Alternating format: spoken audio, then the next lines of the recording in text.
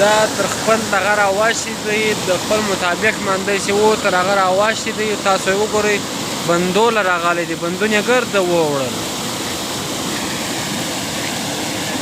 دا وینې دا درختې کې ولاړ دي، هغه وینې دوه ناله زه اوس در رانږدې کوم.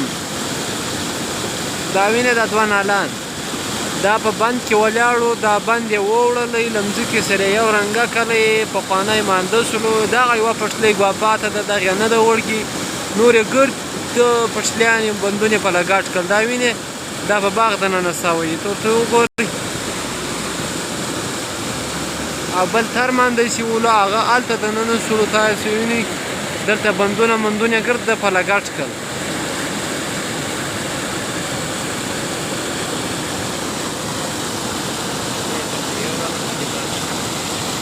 او هغه چې کوم دی دغه دا وینئ دا پټلۍ له آ سره زه تر دوی سره پورې دا ګرده پټلۍ وله. اوس یې دغه پټلۍ ووړله، له دا سره یې دغه پټلۍ ووړله. دا اوبه دا باغ باندې دننه سولې، ډېر تاوان یې پیش کړی. اوس هم روانې دي تر دا سره پورې دا پټلۍ یې ګرده وړګې ده. نو داسې دا بیخي ډېرې اوبه دي، ډېر مانده راغلی دی. نو تاسو یې په خپلو سترګو وینئ، ته وګورئ. او ډېره غټه سندت یې هم راخیستې وله، خلکو وینې وله بیا. نو ډېر تاوانونه یې کړي دي دا مانده. شاید نور بم راسي انشاءالله، خدای مهربانه دی، نورې اوبه بم راسي. دا خو فلحاله د رود غد راغلي دي، فلحاله چې نور مندونه نه دي په کار. دا وینئ دا غټ غټ چوران یې کړي دي. دی دا پټلۍ یې ګرده ووړه، دا له آ سره زه ووړله تر دې سره پورې. بیا په مابین کې بیا وړګي ده، هغه کوچنۍ پټلۍ پاته ده. هغه وینې دغه زه یې رانږدې کوم اوس. دغه پټلۍ خالي پاته ده، نور یې ګردې ووړلې.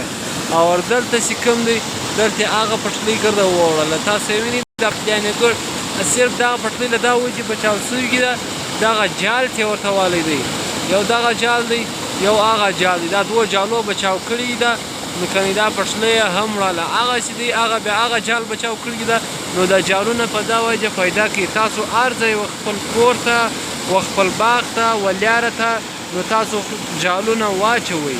مانده که نن نه یي که کال نه یي 100 کاله بعد خپله لیار باندې راځي. خپله لیار دا د مانده په ښه خپله لیار وله. نو ځکه چې خلک رالل په مندو کې بندونه جوړ کړل، درختې کې فصلونه کې وکرل. نو برته مانده پر خپله لیار 100 کاله بعد هم راځي. نو دی برته راغلی پر خپله لیار باندې هغه مندونه هغه بندونه و دا یې ګرده سره ګډ وډ کړل، درختې ووړلې. هغه درخته وینئ زه یې در رانږدې کوم اوس. دغه درخته وینئ دغه چې دا د فصل درخته وله. اوس دغه نورې ګردې درختې ووړلې، دغه یوه درخته پاته ده. دغه هم اوس سوکه روانه ده کاږي یې. نو الله دې نه کوي نور تاوانونه د خدای نه پیښوي. الله د خیر رحمتونه وکړي پر هر مسلمان باندې.